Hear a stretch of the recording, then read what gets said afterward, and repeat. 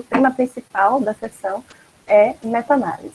Vamos começar falando primeiro o que é a antes vamos falar dos objetivos de aprendizagem dessa sessão. Que primeiro é compreender a definição e os objetivos da meta-análise. Segundo, interpretar o forest plot, o gráfico de análise de sensibilidade, o gráfico de funil, que Vini citou no caso, e compreender os métodos de padronização das medidas e também da heterogeneidade. Primeiro, a gente precisa saber, para discutir meta-análise, o que é uma meta-análise. Então, segundo Philippe Fregni, a meta-análise é um método de agrupamento de resultados a partir de estudos distintos, com o objetivo de quantificar o efeito geral de uma intervenção ou exposição analisada em estudos similares. Ou seja, resumindo, a meta-análise vai ser uma estratégia estatística, e por isso quantitativa, de se comparar estudos que são diferentes, mas se propõem a responder uma mesma pergunta. É por isso que meta-análise está muito associada à revisão sistemática. Por quê? A revisão sistemática, ela traz um sumário integrativo dos estudos relevantes em um tópico específico, que busca responder uma pergunta bem definida, como os meninos já falaram na sessão passada. O acréscimo, o tchan que a meta-análise vai dar na revisão sistemática é o aspecto quantitativo, ou seja, a meta-análise vai trazer para a revisão sistemática parâmetros como intervalo de confiança, como nível de significância, como a medida de tamanho de efeito, e isso vai trazer uma análise que seria só subjetiva, se fosse apenas a reunião dos estudos, para uma análise mais objetiva. Outro atributo interessante da meta-análise é que os efeitos estimados nos estudos individuais têm sua precisão aumentada. O que significa isso? Se a gente for lembrar assim, do conceito de precisão, é um termo que se refere ao quanto espalhadas as medidas de um determinado efeito ou de uma determinada variável que eu desejo estudar se encontram no meu estudo. Quanto mais espalhada os valores da variável se encontram, menor a precisão. E quanto mais próximos os valores, maior a precisão. Quando eu aumento o número de observações, a tendência é que a precisão aumente. E na meta-análise, logicamente, se ela se trata de um agrupamento de estudos individuais, de forma de um sumário integrativo, teoricamente, os efeitos estimados têm a sua precisão aumentada. Um último aspecto a ser destacado sobre a meta-análise é que ela torna possível a comparação entre estudos diferentes. A referência traz, principalmente com relação a tamanhos amostrais, mas dá para falar de uma forma até um pouco mais ampla, que os estudos podem ter o mesmo desfecho, mas esse mesmo desfecho ser avaliado por instrumentos diferentes. Pode ser que os estudos tenham, metodologias estatísticas diferentes. Então, além do tamanho amostral, vários outros aspectos que dão as diferenças entre os estudos individuais podem ser comparados em uma meta-análise. Na sessão passada, inclusive eu roubei isso aqui do slide deles, que estava muito bonito, Vini, Raimundo e Pedro Abad apresentaram essas etapas da produção de uma revisão sistemática. Só que a meta-análise ela tem uma importância maior em algumas dessas etapas. Quais são elas? Principalmente na seleção dos artigos, na fase de avaliação metodológica e avaliação das evidências e na parte de síntese. Você tem que definir logo de início, no planejamento do seu estudo, que você vai realizar uma revisão sistemática com meta-análise ou não. Por quê? Porque isso vai influenciar diretamente na seleção dos artigos que você vai incluir no estudo. Como o Pedro citou na resposta do caso, eu tenho a possibilidade de incluir vários desfechos diferentes em uma revisão sistemática, mas esses desfechos diferentes, eles são analisados por sínteses, ou seja, por processos individuais. Então, se eu desejo analisar apenas um desfecho, todos os artigos que eu incluí na minha seleção têm que tratar apenas daquele determinado desfecho que eu me propus a analisar. E isso já entra como critério de inclusão e exclusão na fase de seleção dos artigos. Quando eu vou falar de avaliação metodológica e avaliação das evidências, é muito interessante citar, porque a gente tem aquela ideia, né, da hierarquização do nível de evidência com base no tipo de estudo, como o João citou, daquela pirâmide, né, a famosa pirâmide da NBE, e as revisões sistemáticas integradas com meta-análise, elas representam as evidências de maior confiabilidade, vamos dizer assim. Só que o que é que acontece? Uma revisão sistemática ou uma meta-análise, ela não é capaz de fazer milagre. Se você tem um estudo que foi mal desenhado, ou então com alto risco de viés, que às vezes a análise estatística não era adequada para o tipo de dado que foi coletado. Não tem como, porque a meta-análise é considerada um método robusto de síntese desses dados, eu transformar uma evidência de qualidade ruim em uma evidência boa e simplesmente colocar ela no topo da pirâmide. Então, por isso, tanto a avaliação metodológica quanto a avaliação das evidências tem um papel crucial no planejamento de uma meta-análise. E, isso já falando, né, que a gente disse que aquela pirâmide da NBE e tal já é um pouco obsoleta, a gente utiliza ainda para algumas referências, mas ela já foi bem criticada. Hoje, o principal sistema de graduação, de avaliação das evidências é o sistema GRADE, ou GRADE, né, que vos falam GRADE aqui no Brasil, que os meninos citaram também na sessão de revisão sistemática. Só que o que é interessante falar sobre esse sistema GRADE, ele é específico para desfechos. Então, ele não trata de revisão sistemática, ele não trata de estudos secundários, ele vai analisar apenas estudos primários. O sistema GRADE você não vai utilizar para avaliar uma meta-análise ou uma revisão sistemática. Você vai utilizar para avaliar os estudos que vão entrar naquela revisão sistemática ou naquela meta-análise. Bom, depois de pensar sobre tudo isso, a gente pode se perguntar qual é a estratégia que a meta-análise adota que permite a comparação de estudos que avaliam desfechos obtidos por instrumentos diferentes. Foi o que a gente comentou no caso, né?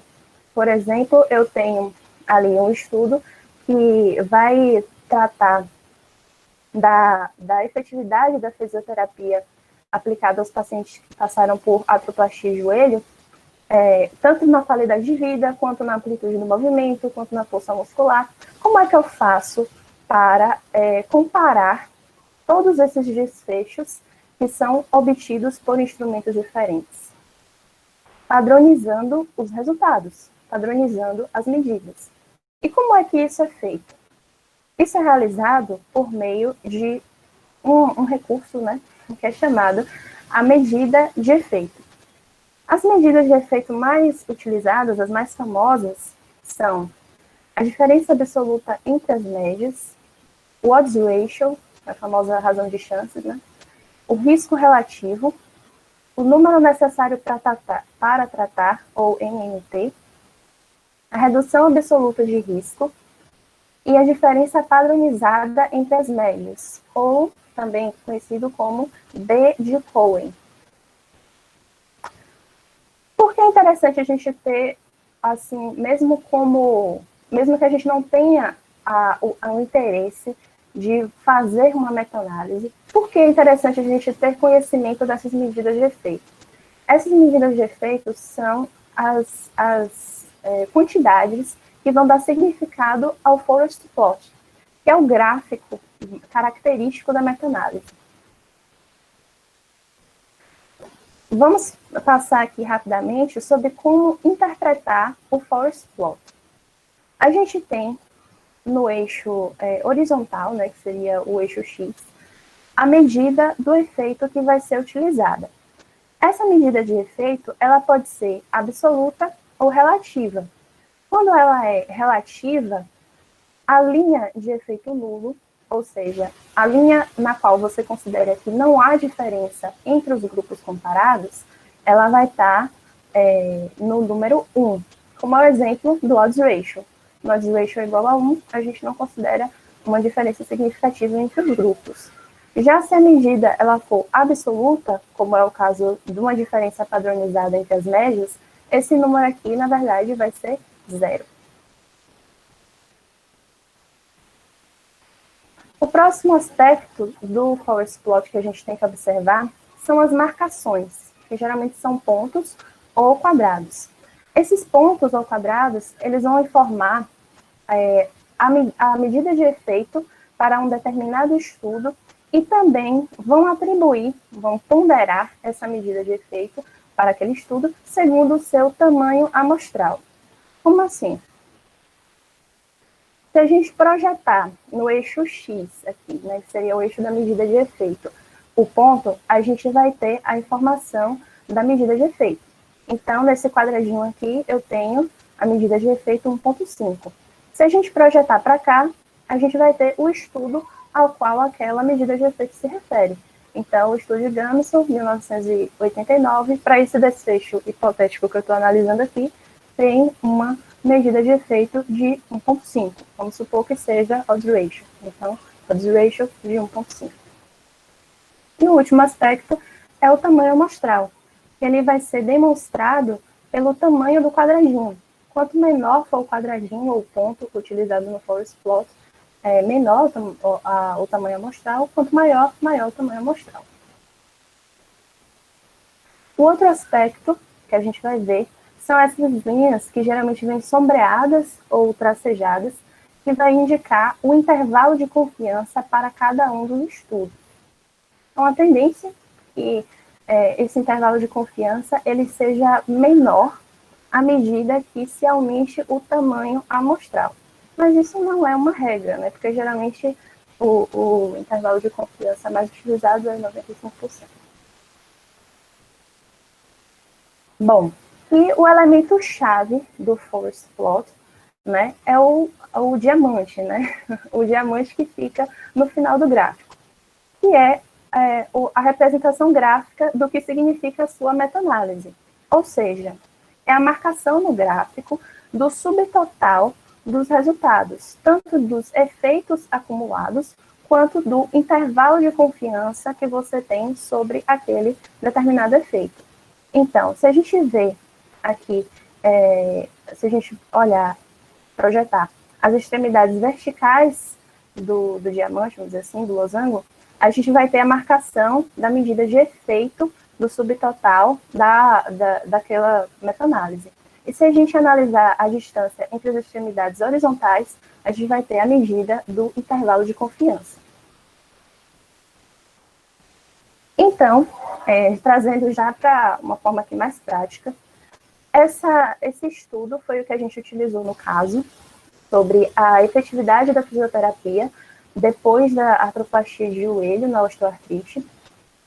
E, na metodologia, um dos desfechos analisados foi a medida da funcionalidade do joelho após 3 e 12 meses de fisioterapia.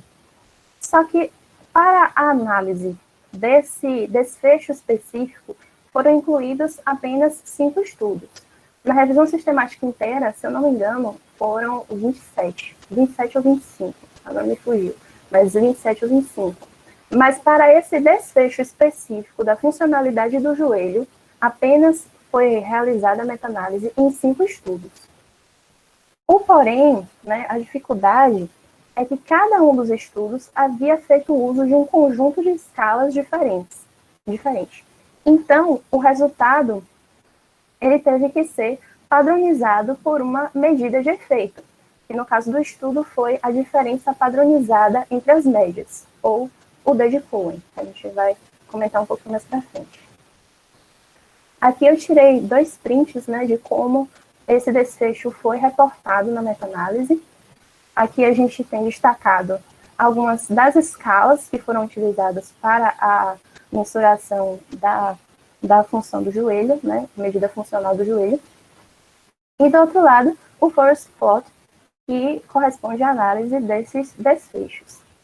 Aqui nós temos, né, as medidas de intervalo de confiança, as marcações ponderadas pelo tamanho amostral de cada estudo, e interessante mostrar que tem um estudo aqui na linha de efeito nulo, ou seja, ele teve uma medida, né, de efeito, um tamanho de efeito de 0. Chamando a atenção só que, geralmente, no forest plot, a gente tem a representação gráfica e a gente tem a representação quantitativa. Se você quiser só olhar para isso aqui, é equivalente. A informação que está no gráfico é a mesma informação que está nessa tabela aqui. Primeiro, geralmente, vem o tamanho do efeito e, em seguida, vem o intervalo de confiança. E, na última linha, aqui no overall, tem o conjunto, né, que seria a conclusão para cada um dos desfechos analisados, em 3 e 12 meses. Retomando a questão das medidas de efeito. O que é determinante, então, para a escolha dessa medida de efeito que representa a padronização do desfecho analisado? Ou seja, o que é que eu tenho que levar em consideração para escolher entre aquelas várias medidas de efeito disponíveis a medida que eu vou utilizar no meu estudo? Eu tenho que observar o meu objetivo e o tipo de variável, o tipo de dado que eu estou coletando. Eu posso descrever ou estimar um efeito, que seria apenas com um grupo, sem comparação, e aí eu utilizaria uma medida de odds ratio ou de incidência. Se eu tiver como objetivo comparar dois grupos com variáveis binárias, categóricas binárias, eu teria como medida de efeito odds ratio, como opções, né, de medida de efeito. Odds ratio, risco relativo, redução absoluta do risco e NNT. Aí vai variar do desenho de estudo, do tipo de desfecho que eu estou analisando. Aí, né, essa escolha mais específica vai depender dos estudos individuais. O objetivo de comparar dois grupos por variáveis contínuas, eles podem ser analisados tanto pela diferença absoluta entre as médias, como a diferença padronizada entre as médias, que é o Dedecohen. A diferença absoluta entre as médias, geralmente você utiliza quando as escalas contínuas elas são iguais. E a diferença padronizada entre as médias vai ser utilizada quando as escalas, né, das medidas vão ser diferentes, como foi o caso do estudo da artroplastia de joelho. Agora a gente se questiona, né? Mesmo utilizando uma medida de padronização do efeito, existe diferença entre os estudos analisados. Como eu saber se essa diferença é grande o suficiente para enviesar a conclusão? Como é que a gente vai imaginar se um estudo ser muito diferente do outro vai influenciar na minha conclusão? É aí que entra o conceito de heterogeneidade. Esse conceito de heterogeneidade, ele é bastante intuitivo, vamos dizer assim. É basicamente a medida da diferença entre os estudos. Mas como é que essa medida é feita?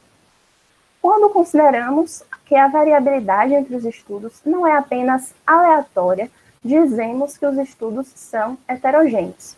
Por que eu trouxe essa definição, né, que eu acho mais interessante? Porque se você realizasse um estudo perfeito com a mesma metodologia e que fosse até mesmo na mesma amostra, em dois momentos diferentes, com certeza essas duas medidas seriam diferentes, simplesmente por efeito do acaso, simplesmente por aleatoriedade. Isso significa que existe um componente da heterogeneidade que não se pode controlar, que é o efeito aleatório. Só que existem alguns componentes que se pode reconhecer de forma um pouco mais direta, como o exemplo da diferença de metodologia, ou diferença de tamanho amostral. Então, a variabilidade entre os estudos que decorre de outros fatores, e não a aleatoriedade, determina a heterogeneidade. E o que é interessante saber sobre a heterogeneidade?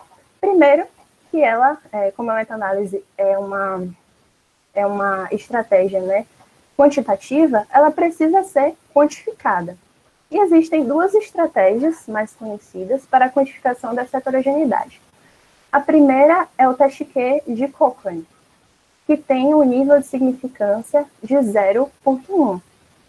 Aí é interessante aqui porque geralmente a gente já associa logo, né? Nível de significância 0,05 e pronto, valor de P, etc e tal. Só que, nesse caso, o teste Q de Cochrane é um pouco mais, o nível de significância é um pouco maior, porque ele não é tão robusto, principalmente quando se trata de se representar o resultado. Existe uma diferença assim, entre algumas referências nas medidas de corte do que é uma heterogeneidade alta, do que é uma heterogeneidade baixa entre os estudos. E essa divergência, né, na literatura, a gente encontra, até os meninos citaram na sessão passada, que existem textos que dizem que acima de 50% já é uma heterogeneidade que pode ser considerada problemática.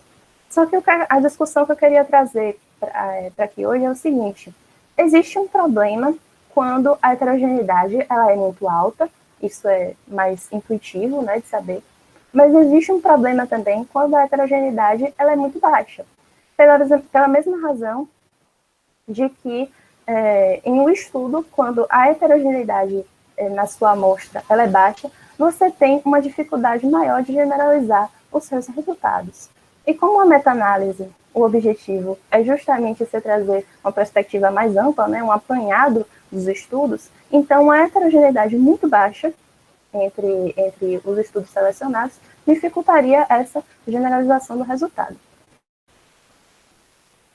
Além de quantificar, é um objetivo da meta-análise também explicar a heterogeneidade.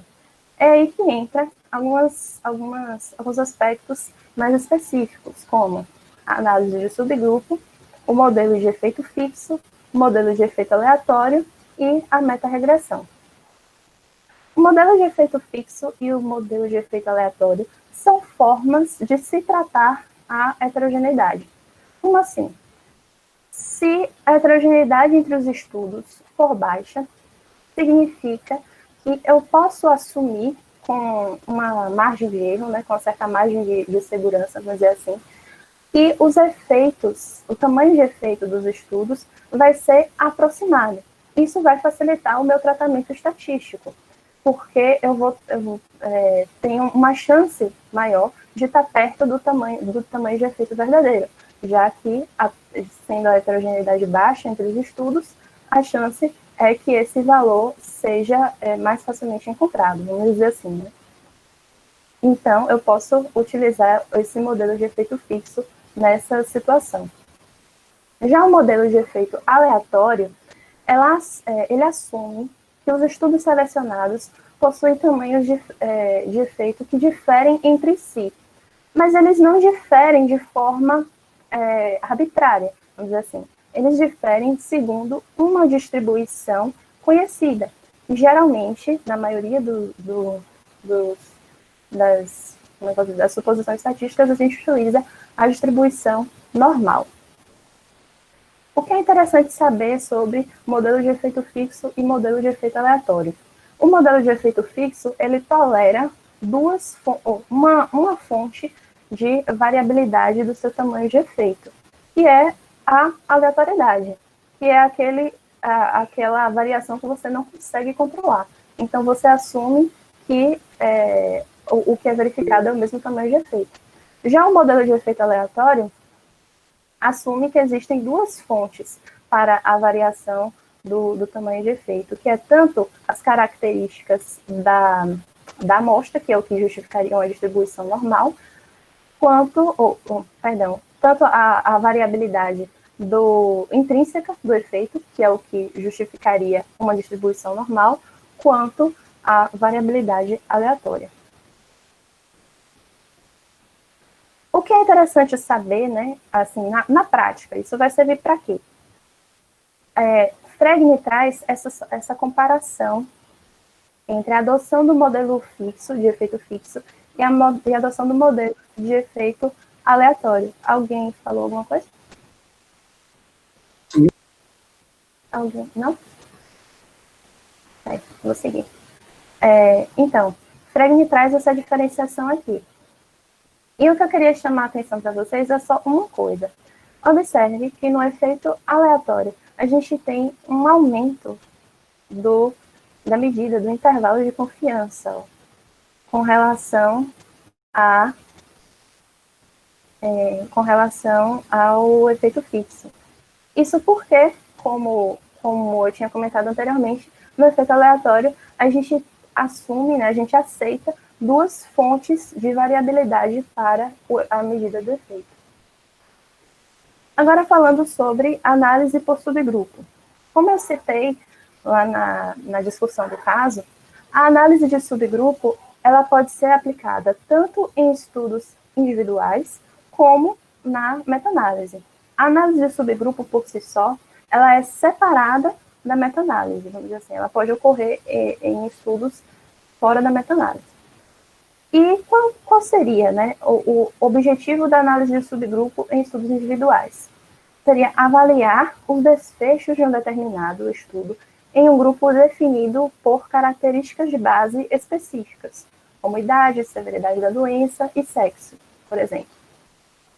Aí você pode até pensar que isso se parece com o controle, né, o ajuste de covariáveis, mas tem uma diferença bem interessante que é o seguinte: o ajuste de covariáveis, ele objetiva diminuir a variabilidade entre os grupos pelo ajuste de possíveis fatores confundidores. Isso é feito, por exemplo, por meio da randomização estratificada. É uma estratégia de ajuste de covariáveis.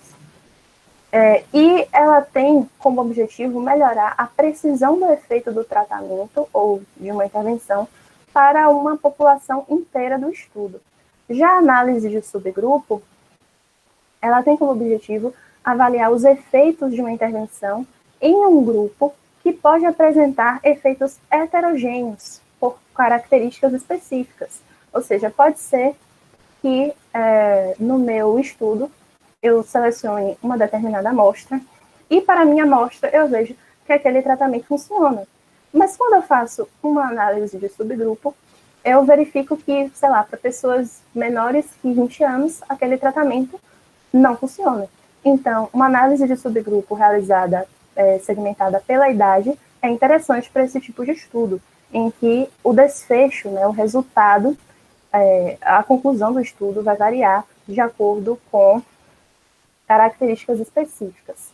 E como eu falei, né, o objetivo é melhorar a precisão do efeito do tratamento em subgrupos específicos. Então, ajuste de covariáveis, melhorar a precisão do efeito para toda a população, e análise de subgrupo, melhorar a precisão do efeito para subgrupos específicos. Certo. E como Pedro tinha comentado também no caso, essa análise de subgrupo ela pode ser aplicada à meta-análise. A meta-análise nos subgrupos ela é feita pela distinção entre grupos de estudo, e trata-se de um método de segmentação de tal modo que exista grande homogeneidade dentro de cada grupo e heterogeneidade entre eles. Ou seja, se eu escolher realizar, eu posso escolher realizar uma análise de subgrupo só com estudos que utilizaram uma mesma escala. Então, a tendência é que a homogeneidade entre esses estudos de mesma escala seja grande entre eles, e a heterogeneidade deles, em comparação com estudos que utilizaram escalas diferentes, seja também significativa. A outra estratégia que a gente pode aplicar é a meta-regressão, que é a regressão aplicada à meta-análise. A regressão ela avaliaria o impacto das covariáveis no estudo meta-analisado, dando origem à análise de sensibilidade na meta-análise. Essa definição aqui, acho que para quem não está acostumado deve ter sido um monte de palavras soltas, né? Mas, enfim, Resumindo, né, trocando em miúdos, é basicamente você verificar na meta-análise qual o impacto que as diferenças de idade, por exemplo, vão efetuar no meu desfecho final. Diferença de idade ou diferença de tamanho amostral, como o Pedro citou. É a avaliação critério por critério, ou estudo por estudo, do impacto, né, daquele elemento específico no resultado geral. E essa interpretação dá origem à análise de sensibilidade. Esse gráfico aqui, também trazido por Fregner, é um exemplo de análise de sensibilidade. Essa análise ela pode ser feita tanto pela omissão do estudo, quanto pela inclusão do estudo. Nesse caso aqui, a gente tem uma análise que é feita com a omissão do estudo. Como assim? Em cada uma dessas linhas aqui, a gente tem o resultado da meta-análise, se esse estudo aqui, no caso Hunter et al. De 2008, for excluído da análise. Por que isso é interessante? Porque dá para a gente verificar, assim, né, mais ou menos, ter uma ideia do impacto que aquele estudo tem no resultado final. Se houver grande sobreposição dos intervalos de confiança, a gente pode dizer que o impacto individual de cada estudo não é muito grande. Por exemplo, se eu tirar o estudo de Hunter, eu tenho esse resultado aqui, com esse intervalo de confiança e essa medida de efeito. Se eu retirar o estudo de Petrakis, eu vou ter um resultado parecido, ó, porque a diferença entre a medida de efeito não é tão significativa assim, e a variação do intervalo de confiança também não. E por último, mas não menos importante, nós temos a interpretação do gráfico de funil e viés de publicação. O viés de publicação, como foi explicado pelos meninos na última sessão, é basicamente a tendência, né, um erro sistemático que é representado pela tendência que as revistas têm, que as editoras têm, de publicar mais resultados positivos do que negativos. E, claro, se eu fizer um grande agregado na minha meta-análise de estudos positivos, não tem como minha meta-análise dar um efeito negativo, né? Então, para analisar o impacto do viés de publicação na meta-análise, a gente utiliza, uma das formas, né, de analisar, a gente utiliza esse gráfico. Então, acima dessa linha, a gente tem os estudos positivos e abaixo dela, os estudos negativos. Se a gente tiver um funil simétrico, como é o caso do gráfico A, em que a gente tem estudos mais ou menos do mesmo tamanho, próximos, e também mais ou menos com a mesma medida de efeito, né, quer dizer, o tamanho das bolinhas é próximo, eu tenho um gráfico aproximadamente simétrico. Já no caso desse gráfico B aqui, existe um potencial muito grande do viés de publicação, porque tem uma concentração maior de estudos positivos e, além de uma concentração maior, o tamanho, né, o efeito verificado em cada um deles é também mais significativo. Quais são as informações para a gente levar para casa? A meta-análise é uma estratégia estatística para quantificar, para padronizar a comparação entre os estudos, e essa padronização é feita por meio das medidas de efeito, do conhecimento da heterogeneidade e da tentativa, né, de sua explicação e controle, e também pela integração dos modelos de efeito, como o modelo de efeito fixo, o modelo de efeito aleatório, e outras estratégias na análise das diferenças entre os estudos. Essas aqui são as referências e finalizamos aqui a apresentação.